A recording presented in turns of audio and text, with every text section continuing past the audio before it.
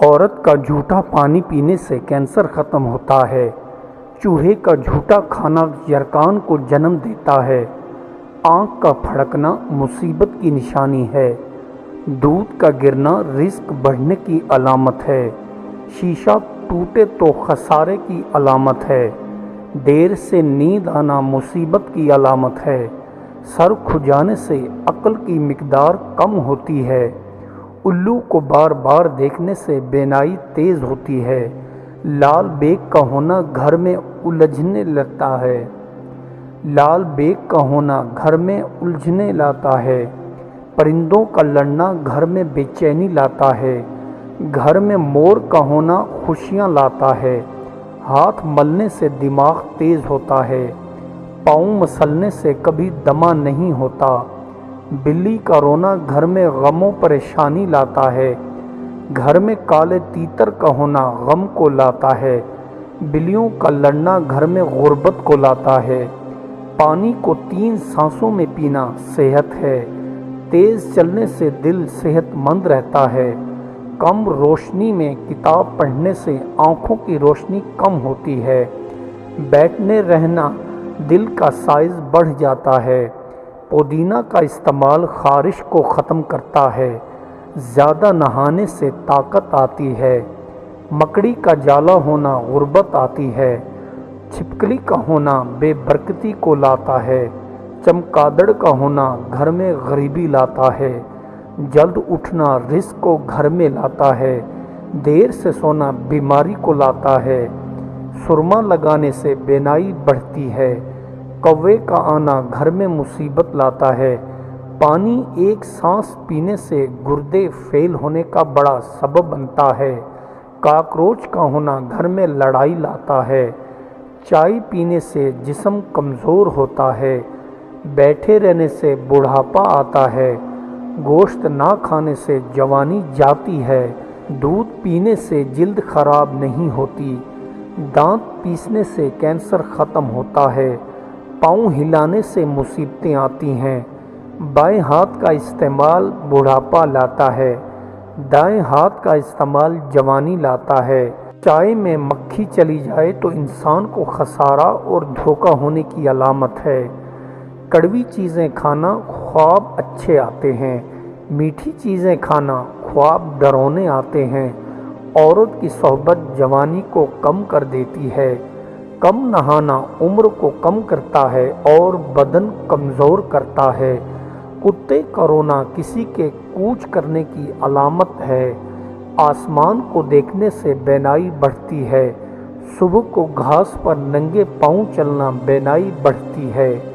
فضیلت کے لیے صرف اس قدر جان لینا ہی کافی نہیں ہے کہ وہ کیا شے ہے، بلکہ اس سے زائد چیزوں کی ضرورت ہے۔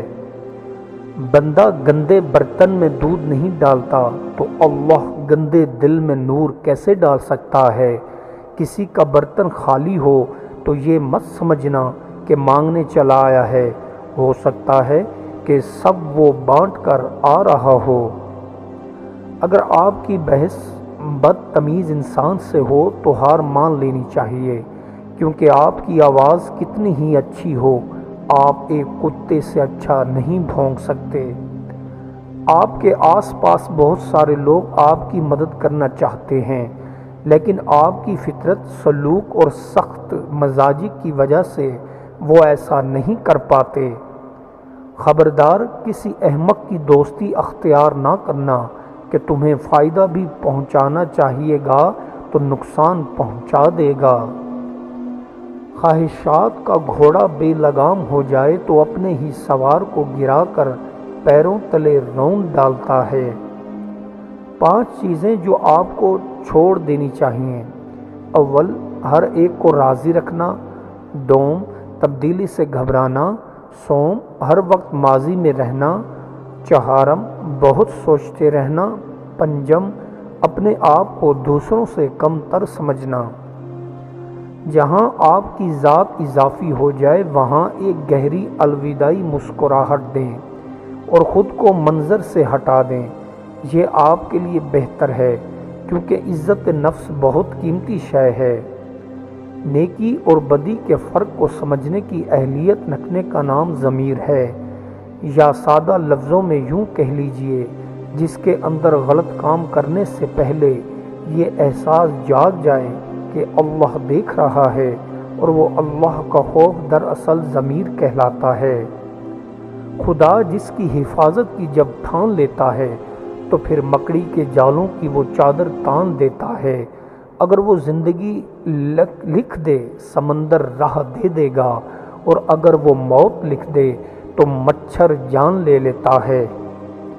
لوگوں سے خوشگوار تعلقات بڑھانے اور ان سے معاملت کرنے کی قابلیت بھی ایک جنس ہے جو بازار سے خریدی جا سکتی ہے، اور میں اس کو دنیا کی تمام اجناس سے زیادہ قیمتی سمجھتا ہوں۔ اللہ سے وہ چیز مانگیں جو اللہ کی راہ میں خرچ کرتے وقت دقت نہ ہو۔ اللہ سے مانگی ہوئی نعمت اللہ کے لیے وقف ہی رہنے دیں، چاہے وہ زندگی ہی کیوں نہ ہو۔ جو بندہ تقوی کے لباس سے خالی ہوتا ہے وہ دنیا کے کسی لباس سے آراستہ نہیں ہو سکتا۔ جو بندہ اللہ تعالیٰ کا تقوی اختیار کرتا ہے، اللہ تعالیٰ اس کے لیے اس کے دنیا کے کام سنوار دیتا ہے۔ دعا کا صحیح حقدار وہی ہے جو دین اور دنیا دونوں معاملہ میں رحمت حق سے نا امید نہ ہو۔ جب تک ایمان کی رسی کو نہیں پکڑو گے اس وقت تک جنت کے حقدار نہیں بن پاؤ گے۔ اگر تو کسی کی گواہی دینا چاہتا ہے تو سچی گواہی دے، اور اس سلسلہ میں دوست اور دشمن کی پرواہ ہرگز نہ کرو۔ جھوٹی گواہی دے کر دوست کے گناہ میں شامل مت ہو۔ اگر تیری نسبت باقی کا ساتھ ہو گئی تو تو باقی ہو جائے گا۔ اب تیری نسبت فانی کے ساتھ ہے، اس لیے تو فانی ہے۔ فنا سے نسبت اٹھا کے بقا میں لگا دے تو سب آسان ہو جائے گا۔ دھوکے اور فریب کی عادت انسان روح کا سب سے ناقابل علاج مرض ہے۔ بدترین کام تو بدترین بات کو نفیس ترین طریقے سے کرنے اور کہنے کا نام دھوکہ ہے۔ جو انسان تیری اچھی یا بری عادت کی پرواہ نہیں رکھتا وہ تیرا خاص دشمن ہے، اور جس کو ہر وقت تیری اصلاح کی فکر لگی رہے وہ تیرا سچا خیر خواہ ہے۔ جو کام کرے گا وہ غلطیاں بھی کرے گا، لہٰذا غلطیاں کرنا کوئی بری بات نہیں ہے۔ ہاں البتہ بری بات یہ ہے کہ آپ ہاتھ پاؤں ہلانے اور کام کاج سر انجام دینے سے ہی اعتراض کریں۔ جلوے کے سامنے مقام عقل بے ہوش ہوتا ہے، مقام دل جلوہ برداشت کر سکتا ہے۔ اگر آپ غم کو اللہ کا حکم سمجھ کے خاموش ہو گئے تو پھر آپ کی زندگی محفوظ ہو گئی۔ تصوف جو ہے یہ علم نہیں ہے بلکہ یہ عمل ہے۔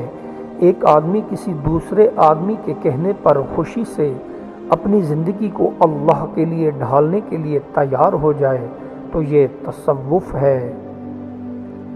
طالب علم کا مال کھانے کے لیے فولاد کا پیٹ چاہے، مطلب طالب علم ناقابل رحم ہے، وہ اس کا مستحق ہے کہ اس کی امداد کی جائے، نہ یہ کہ اس سے کچھ لیا جائے۔ خوراک کے بغیر جی لیں گے مگر کبھی بھی محبت کے بغیر جینے کی کوشش ہرگز مت کریں۔ اپنے